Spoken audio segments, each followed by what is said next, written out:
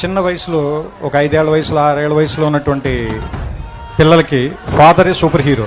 వాళ్ళ father super man అనుకుంటారు. ఏమైనా చేయగలడు మా నాన్న ప్రపంచంలో సాధించలేదంటే ఏం లేదనుకుంటారు. వాడు స్కూల్కి వెళ్ళి వాడికి ఒక 10 ఏళ్ళు అంత వచ్చిన తర్వాత ఇంకా వేరే వాళ్ళు ఇంకా డబ్బున్న వాళ్ళ ఫాదర్లని లేదా ఇంకా బాగా పెద్ద పెద్ద కార్లు ఉన్న వాళ్ళని వీళ్ళని చూసిన తర్వాత మా నాన్న అంత గొప్పడు కాదేమోలే, మా నాన్నకంటే గొప్పలు కూడా ఇంకా చాలామంది ఉన్నారేమో అనిపిస్తుంది.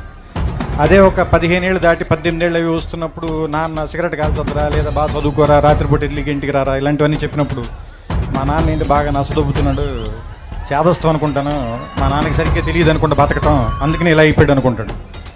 వీడికి ఒక 20 ఏళ్ళు 25 ఏళ్ళు వచ్చి ఒక అమ్మాయిని పెళ్లి చేసుకున్న తర్వాత ఒక ఫ్లాట్ రెంట్కి తీసుకోవటం, ఉద్యోగం చేయటం, నెలాఖరికి వచ్చేసరికి అప్పులు చేయాల్సి రావటం, బిల్స్ కట్టాల్సి రావటం, ఇలాంటప్పుడు నాన్న మనం వరి అనుకున్నంత వేస్ట్ ఏం కాదనుకుంటే బాగానే మేనేజ్ చేసినట్టున్నాడు 4 పిల్లలు. కానీ మనకి దీనమ్మ ఇంకా ఒక్కడిని కూడా కనకుండానే ఇంత కష్టంగా ఉంది మనకి అనిపిస్తుంది.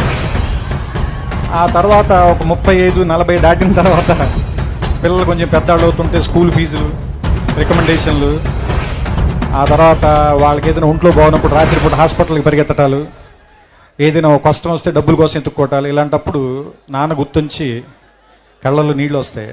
ఈ బాబు ఇన్ని కష్టాలు పడి మన అందరినీ పెంచి ఇక్కడ దాకా తీసుకొచ్చాడని.